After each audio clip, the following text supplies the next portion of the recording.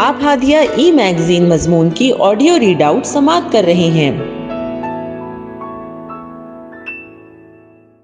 سامعین السلام علیکم ورحمۃ اللہ وبرکاتہ۔ میں نازیہ عمر ہادیہ کے شمارہ نومبر 2022 کے مضمون کی آڈیو پروگرام میں آپ کا استقبال کرتی ہوں۔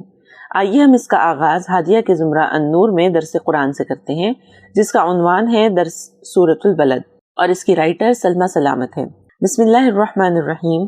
لا اقسم بهذا البلد وانت حل بهذا البلد ووالد وما ولد لقد خلقنا الانسان في كبد ايحسب ان لن يقدر عليه احد يقول اهلكت مالا لبدا ايحسب ان لم يره احد الم نجعل له عينين ولسانا وشفتين وهديناه النجدين فلاقتحم العقبة وما أدراك ما العقبة فك رقبة أو إطعام في يوم ذي مسغبة يتيما ذا مقربة أو مسكينا ذا متربة ثم كان من الذين آمنوا وتواصوا بالصبر وتواصوا بالمرحمة أولئك أصحاب الميمنة والذين كفروا بآياتنا هم أصحاب المشأمة عليهم نار مؤصدة۔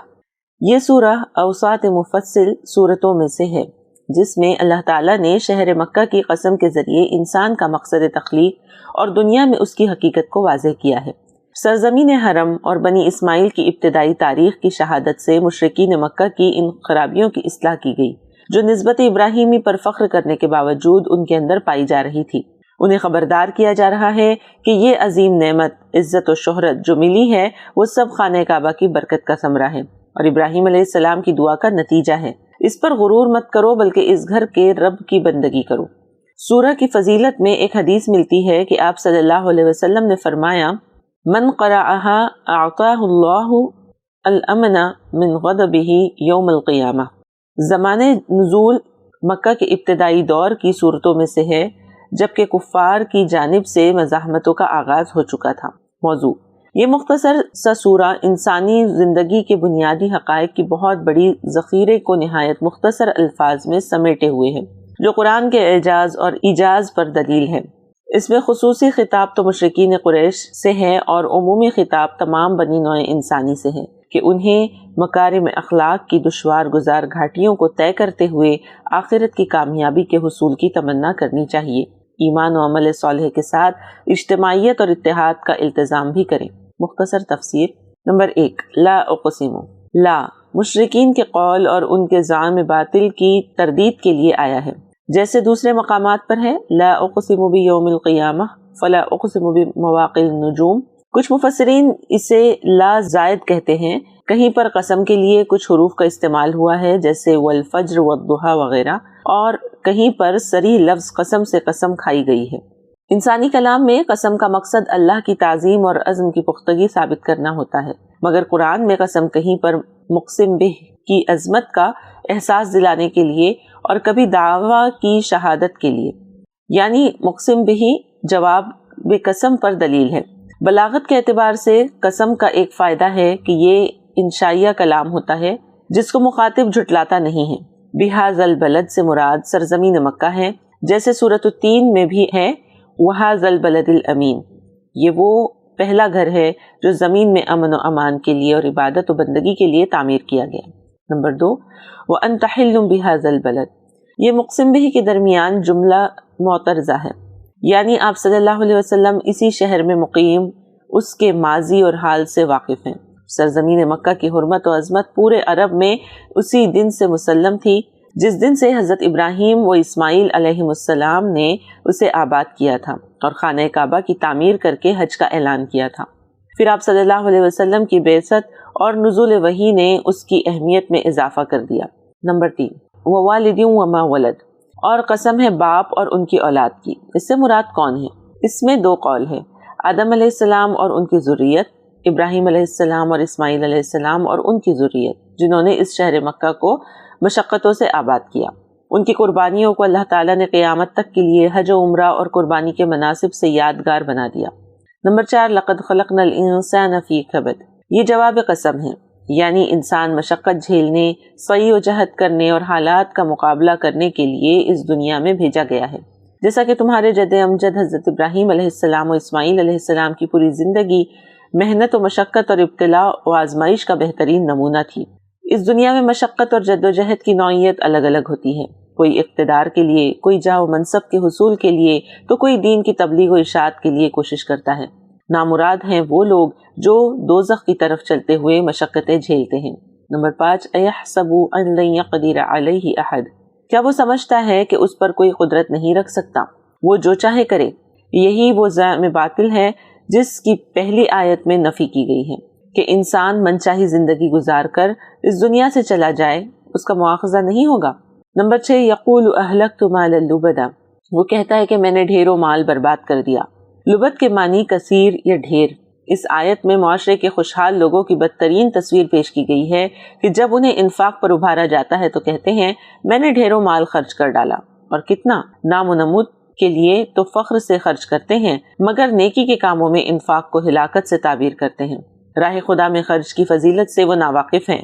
دولت کو خدا کا انعام و احسان کے بجائے اپنی جاگیر اور اپنی قابلیتوں کا نتیجہ سمجھتے ہیں، جسے قارون نے کہا کہ انما اوتیتہ علی علم۔ ایسے لوگ اللہ کی راہ میں دینا نہیں چاہتے اور آخرت کے تعلق سے بھی خوش فہم ہوتے ہیں۔ وَلَئِن رُدِدتُّ إِلَىٰ رَبِّي لَأَجِدَنَّ خَيْرًا مِّنْهَا مُنقَلَبًا، سورہ کہف آیت نمبر 36۔ نمبر 7، أَيَحْسَبُ أَن لَّمْ يَرَهُ أَحَدٌ، کیا وہ سمجھتا ہے کہ اللہ تعالیٰ کو نہیں معلوم اس نے کس مقصد سے خرچ کیا، اس کے مال کمانے کے ذرائع کیا ہیں، کتنوں کا حق مارا، کن کو جائیداد و وراثت سے محروم کیا، سائل اور محروم کا حق کتنا ادا کیا۔ قیامت کے دن من این اکتسبہ وفیما انفقہ کی جواب دہی کے بغیر اس کے قدم نہیں ہل سکتے۔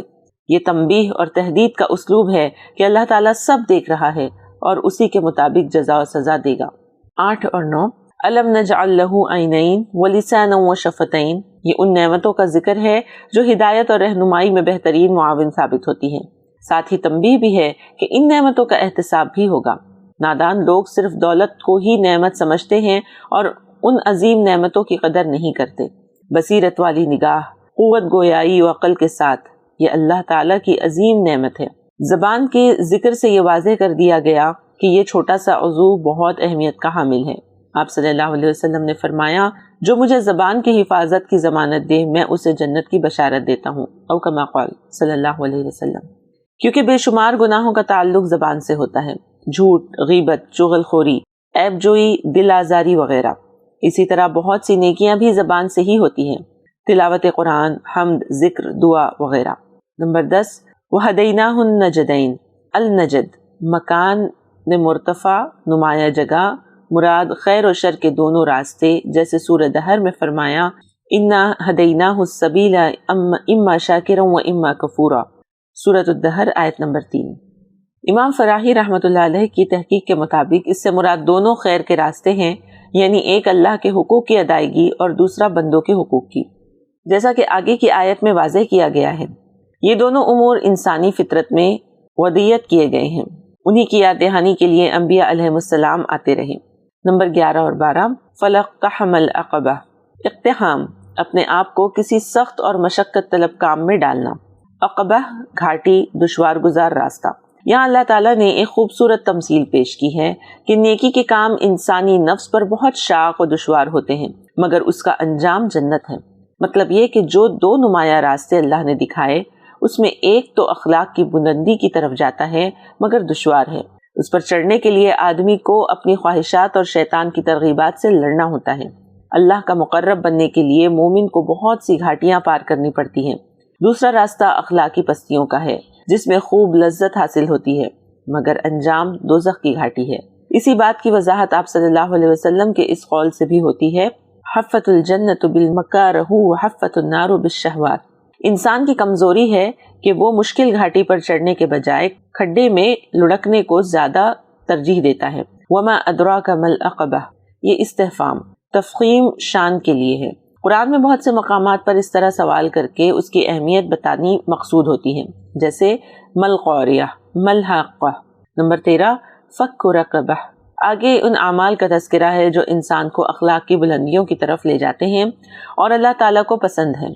فک یعنی کھولنا، رقبہ گردن یعنی کسی شخص کو آزاد کرنا۔ احادیث میں بڑی فضیلت بیان کی گئی ہے۔ حضرت ابوبکر رضی اللہ عنہ اس نیکی میں بھی سب سے آگے تھے، انہوں نے اپنے مال سے بہت سی گردنوں کو غلامی سے آزاد کیا۔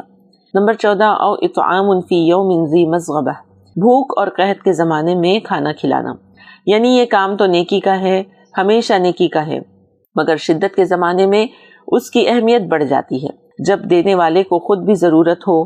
سورہ حشر میں اللہ تعالیٰ نے اہل ایمان کی تعریف میں فرمایا وَيُؤْثِرُونَ عَلَىٰ أَنفُسِهِمْ وَلَوْ كَانَ بِهِمْ خَصَاصَةٌ، وہ لوگ سخت ضرورت کے باوجود دوسروں کو ترجیح دیتے ہیں۔ نمبر 15 یتیماً ذا مقربہ، یہ کھانا کھلانا ہے کسے؟ شاندار دعوتوں میں جس میں شہرت کے ڈنکے بجتے ہوں، خوب واہواہی ہو؟ نہیں، بلکہ کھلانا ہے رشتہ دار یتیموں کو جو ہماری نظر عنایت کے سب سے زیادہ مستحق ہے، اور کھانا کھلانے کا مطلب تمام ضروریات کی تکمیل ہے۔ نمبر 16 مسکیناً ذا متربہ، خاک نشین مسکین ہماری توجہ کے مستحق ہیں۔ مسکین دو طرح کے ہوتے ہیں، سائل، متعفف، جو عزت نفس کی وجہ سے خود کو ظاہر نہ کرے۔ یتیموں اور مسکینوں کی مدد اور ان سے حسن سلوک کی قرآن و حدیث میں بہت تاکید کی گئی ہے۔ حضرت سہل بن سعد رضی اللہ عنہ سے مروی ہے کہ آپ صلی اللہ علیہ وسلم نے فرمایا انا وکافل الیتیم فی الجنہ ہاکذا، رواہ البخاری۔ نمبر 17 ثم کان من الذین آمنوا، ثم فضیلت و برتری کے مفہوم میں ہے، ترتیب زمانی کے لیے نہیں کہ پہلے وہ کام کریں پھر ایمان لائے، کیونکہ اعمال کی قبولیت کے لیے ایمان اولین شرط ہے۔ اس آیت میں اجتماعیت کی فضیلت بھی واضح ہے کہ ایک صالح جماعت اور ایک صالح معاشرہ وجود میں آئے جس کے افراد باہم صبر و ہمدردی، رحم دلی و مواسہ کی تلقین کرتے ہوں۔ نمبر 18 اولئک اصحاب المیمنہ، یہی وہ خوش بخت اور کامیاب لوگ ہیں جو آخرت کی لازوال نعمتوں سے سرفراز ہوں گے۔ نمبر 19 اور 20 والذین کفروا بآیاتنا، رہے وہ لوگ جنہوں نے اللہ کی آیات کی تکذیب کی، خواہ قرآنی آیات ہوں یا آفاق و انفس کی نشانیاں، تو وہ بدبخت لوگ ہوں گے جن پر جہنم کی آگ چاروں طرف سے بند کر دی جائے گی۔ اعاذنا اللہ منہا۔ ہادیہ مضمون کی آڈیو سماعت کرنے کے لیے شکریہ، امید ہے کہ آپ کو پسند آیا ہوگا۔ ہمیں آپ کے مشورے کا انتظار رہے گا۔ اپنا مشورہ، تبصرہ اور مضامین editor@hadia.in پر ارسال کریں، اور ہادیہ ای میگزین کے مضامین کو پڑھنے کے لیے ویب سائٹ www.hadia.in سبسکرائب کریں۔ انشاءاللہ ہم اگلے ہادیہ ای میگزین کے شمارے سے دلچسپ مضامین کی آڈیو لے کر حاضر ہوں گے۔ تب تک کے لیے اجازت، اللہ حافظ۔